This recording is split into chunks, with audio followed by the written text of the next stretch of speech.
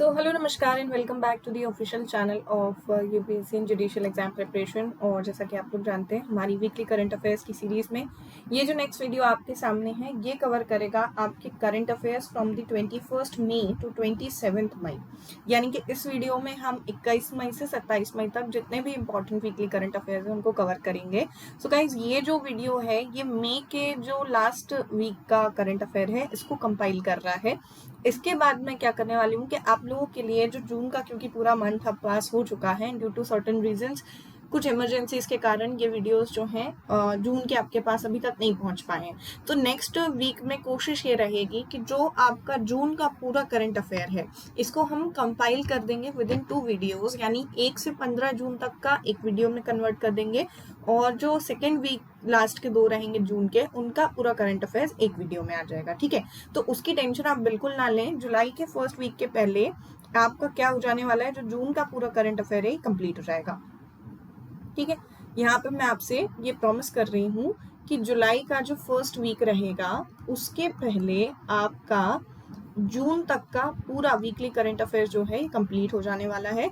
और ये इसलिए इंपॉर्टेंट हो जाएगा क्योंकि आने वाले मंथ में आपको मालूम है कि 14 जुलाई से आपकी एसएससी सीजीएल के एग्जाम्स हैं। ठीक है, आने वाली 14 जुलाई से आपकी एसएससी सीजीएल के एग्जाम्स हैं और इसके अलावा अगस्त में जो है आपके, मेरे ख्याल से सीएचएसएल के एग्जाम अगस्त में लाइंड अप है, तो ये आपके हो जाएंगे। तो इसके पहले जून तक का करंट अफेयर्स पूरा हो जाएगा। इसके लिए अभी हमारे पास पूरे 2 महीने हैं, तो इसकी हम टेंशन नहीं लेते। ये हमारी सेकंड प्रायोरिटी है। फर्स्ट प्रायोरिटी हमारी एसएससी सीजीएल है जो कि 14 जुलाई से आपकी शिफ्ट स्टार्ट होने वाली है। ठीक है, ये वीडियोस कंटिन्यूअसली इसके बाद आते रहेंगे, so don't bother about it. बिना किसी टाइम वेस्ट के शुरू करते हैं आज का वीडियो, जिसमें हमको डील करने हैं फटाफट से कहाँ के जो हमारे 21 मई से 27 मई तक के करंट अफेयर्स हैं उनके बारे में बात करना है।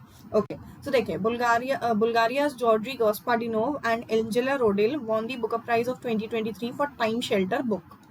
ठीक है, देखिए एक किताब आई है, इस बार थोड़ा सा हिंदी टाइपिंग नहीं हो पाई है तो उसके लिए प्लीज टेंशन ना लें, मैं यहाँ पर लिख देती हूँ आपके लिए।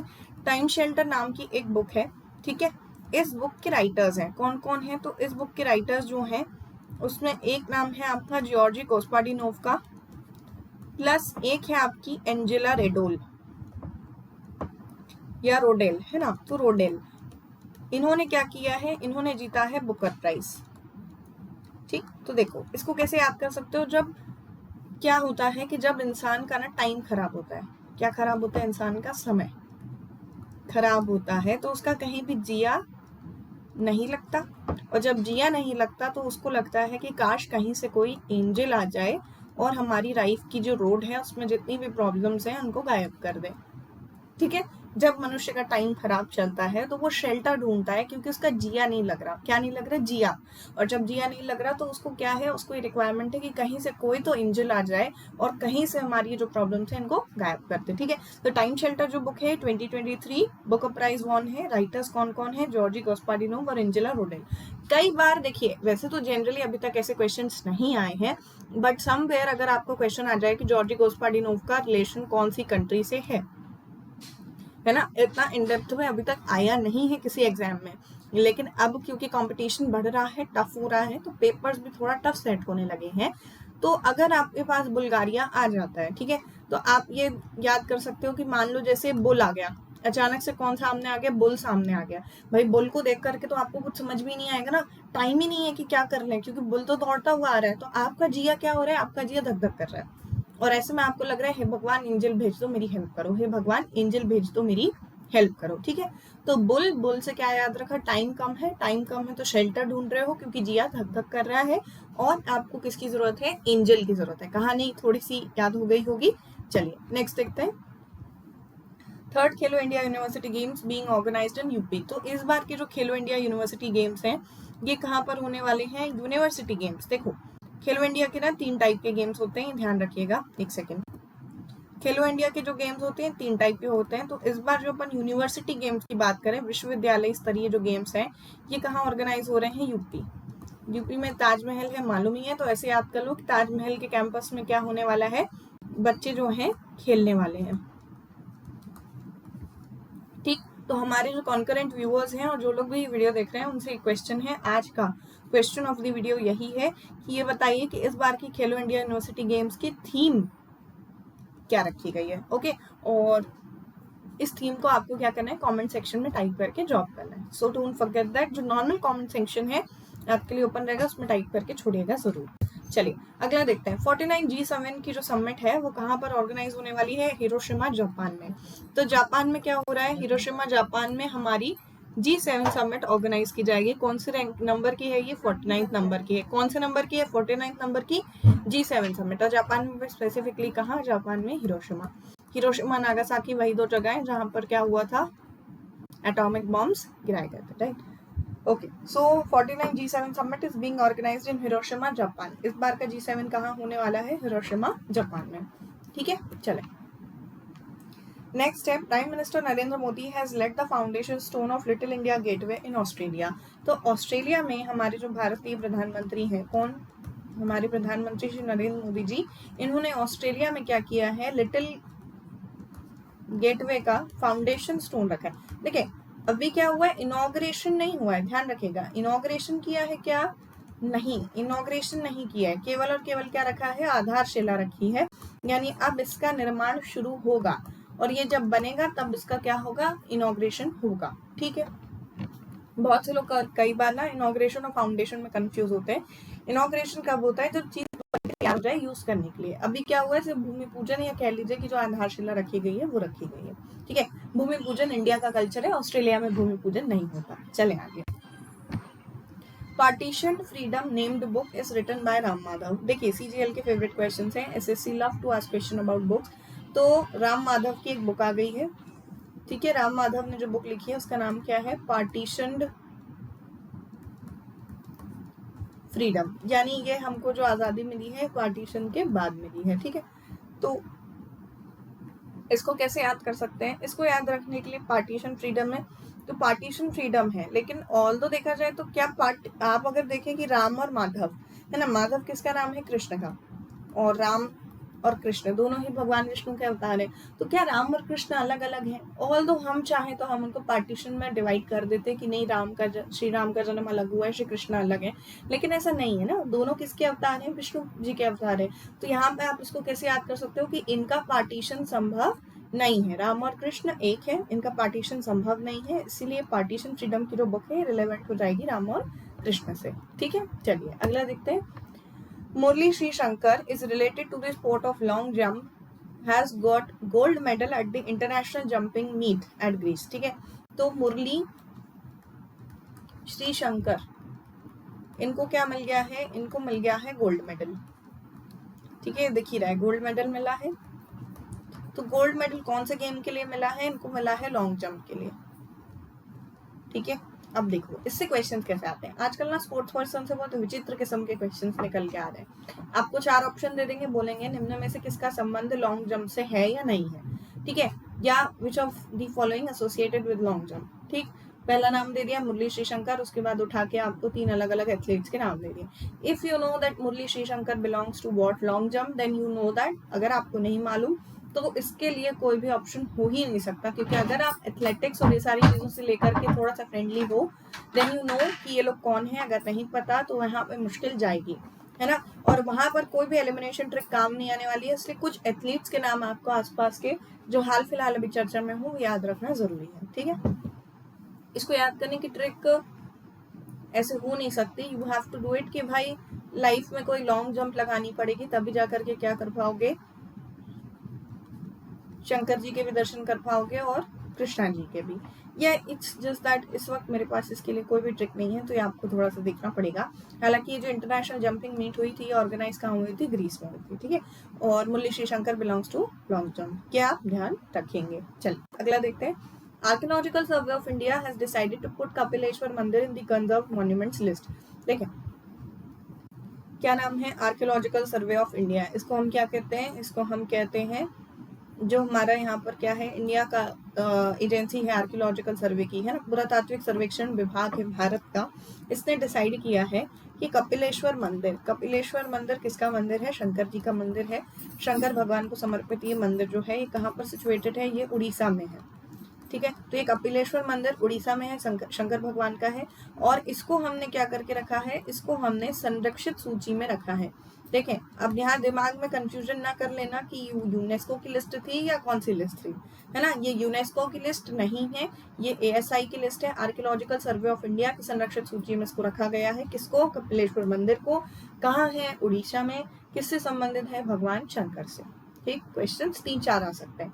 पहला पूछ लेगा कपिलेश्वर मंदिर कहाँ है, दूसरा किससे संबंधित है, तीसरा किसने रखा है, कौन सी लिस्ट में आया है, या सीधा सीधा क्वेश्चन ASI संरक्षित सूची में निम्नलिखित में से कौन से मंदिर को स्थापित किया गया है या नहीं। ठीक, चलिए अगला देखते हैं। मुख्यमंत्री Gram Gadi Yojana has been initiated in Jharkhand to reach the rural areas where the availability of the vehicles are less for the connectivity towards the urban regions. देखिए क्या हुआ है कि झारखंड क्षेत्र में मुख्यमंत्री ग्राम गाड़ी योजना शुरू की गई। ठीक है, योजना का नाम है मुख्यमंत्री ग्राम गाड़ी योजना।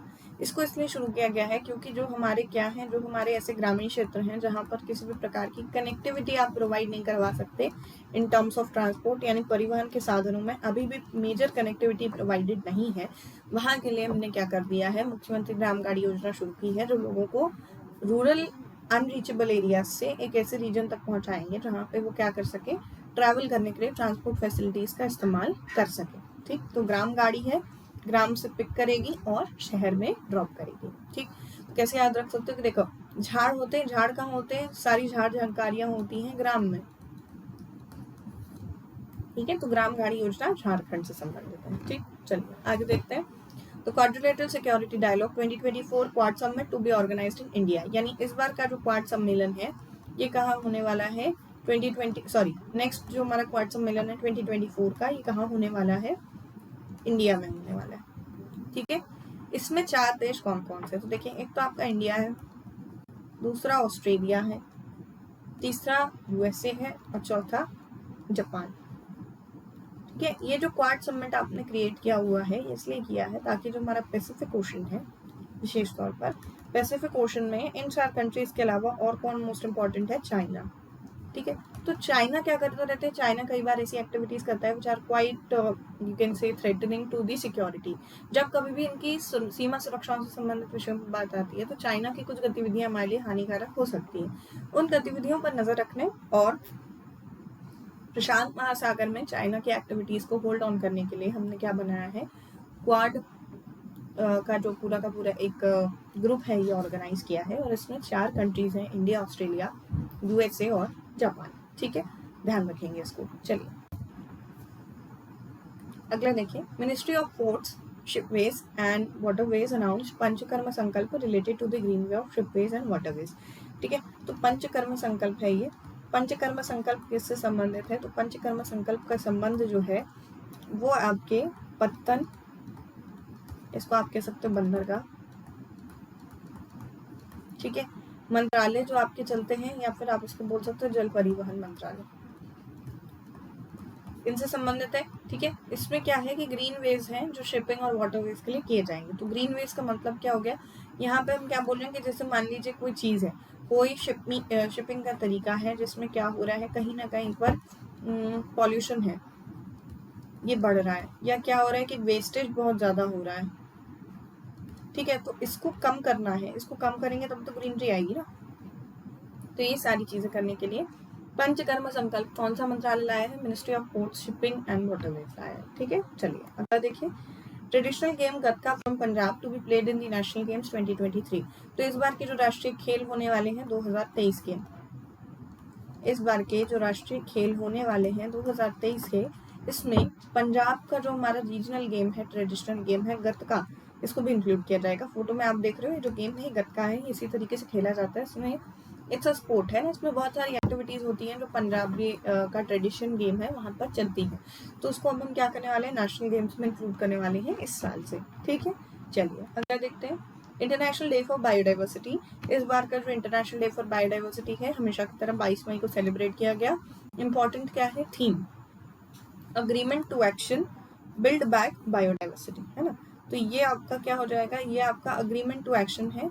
इसमें हमें क्या देखना है, बिल्ड बैक बायोडाइवर्सिटी हमारी थीम है इस बार की इंटरनेशनल डे फॉर बायोडाइवर्सिटी के लिए। ठीक, बहुत सारे अग्रीमेंट्स हो गए, अब अग्रीमेंट से एक्शन पे कन्वर्ट करने का टाइम आ गया है। ओके चलें। Okay, so Papua New Guinea awarded the Prime Minister Narendra Modi the highest award of Companion of the Order of Loguho. तो पापुआ न्यू गिनी जो हमारी कंट्री है, पापुआ न्यू गिनी जो कंट्री है, ठीक, वहाँ अभी हमारे जो प्राइम मिनिस्टर थे, प्राइम मिनिस्टर को क्या किया गया है, एक हाईएस्ट अवार्ड दिया गया है companion of the order of Logohu का। कैसे याद कर सकते हो इसको? याद करने के लिए कि प्राइम मिनिस्टर जब भी हमारे कहीं पर भी जाते हैं, कोई भी सभा करते हैं, तो इतने लोग होते हैं कि इसकी गिनती पॉसिबल नहीं है। ठीक है, गिनती से हो जाएगा गिनी, लोग से हो जाएगा लोगों हो। किसके लिए है? श्री नरेंद्र मोदी हमारे प्राइम मिनिस्टर है, उनके लिए। ठीक है, ये बात क्लियर हो गई।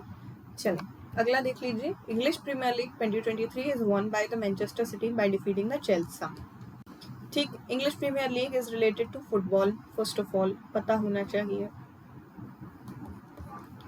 ये जो है 2023 का इस बार किसने जीता है? मैनचेस्टर सिटी ने जीत लिया है बाय डिफीटिंग चेल्सा।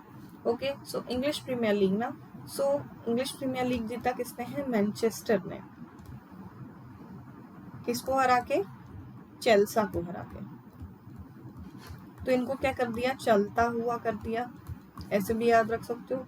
ठीक है, या बोलते हैं ना be a man and win the game, so be a man and win the game, so the Manchester city has won the game. ठीक है, कौन सा गेम? इंग्लिश प्रीमियर लीग का। ठीक, चलें अगला देखिए। Doctor K Govindraj has appointed as the chairman of FIBA Asia. अब फीबा क्या है भाई? पहली बार तो नहीं सुन रहे हैं। फीबा का फुल फॉर्म होता है इंटरनेशनल बास्केटबॉल फेडरेशन।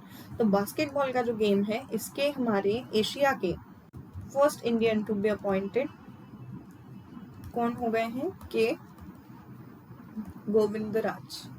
इसको कैसे याद कर सकते हो? इसको याद रख सकते हो कि देखिए, जैसे आपको क्या है कि जैसे मालूम है कि भाई ये बास्केटबॉल ग्राउंड है, ठीक है, यहाँ पर क्या होता है, इनका गोल करने का जो सिस्टम होता है उसमें बास्केट यहाँ होती है ना।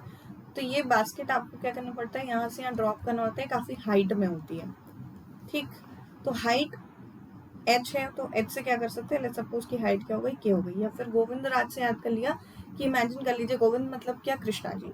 तो कृष्णा जी क्या कर रहे हैं? कृष्णा जी बास्केटबॉल खेल रहे हैं, इमेजिन कर सकते हैं आप। ठीक है, तो इस तरीके से कर लीजिए। या फिर ये याद रख लीजिए कि आप कोई बास्केटबॉल प्लेयर है जो गेम खेल रहा है और क्या कर रहा है? कृष्णा जी का नाम ले करके अपना गोल अचीव करने की कोशिश कर रहा है। Okay, so it could be any possible ways जिससे आप उसको याद कर सकें। ठीक है, चलिए अगला देख लीजिए। Doctor Pramod Bhasin appointed as the chairman of data security council of India, DSCI, data security council of India. Okay, second question of the video is कि इसका हेडक्वार्टर कहाँ है, ये आपको कमेंट सेक्शन में ड्रॉप करना है। प्रमोद भसीन को क्या किया गया है? अपॉइंट किया गया है as the chairman of the data security council of India. ठीक है, तो हमारा कोई भी जो डेटा है वो क्या ना हो पाए? भ्रष्ट ना हो पाए, इसलिए मिस्टर भसीन को हमने क्या बना दिया है? Chairman of the data security council of India बना दिया।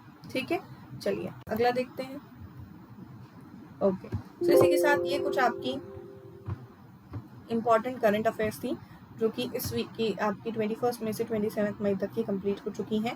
आने वाली नेक्स्ट वीडियोस में मैं 2 हफ्ते के करंट अफेयर्स को कंपाइल करके आपके लिए यहाँ पे ले आऊँगी, जिससे क्या होगा कि आपका जो जून का पूरा सेक्शन ड्रॉप हो गया है वो कवर हो जाएगा। ओके, सो मुलाकात होगी आपसे अगले वीडियो में। तब तक के लिए don't forget to like, share, comment and subscribe to the UPSC judicial exam preparation platform. Thank you so much for watching and you can join us on Telegram, Facebook and Instagram as well। जुड़े रहिए हमारे साथ ऐसी ही interesting videos के लिए। Thank you so much.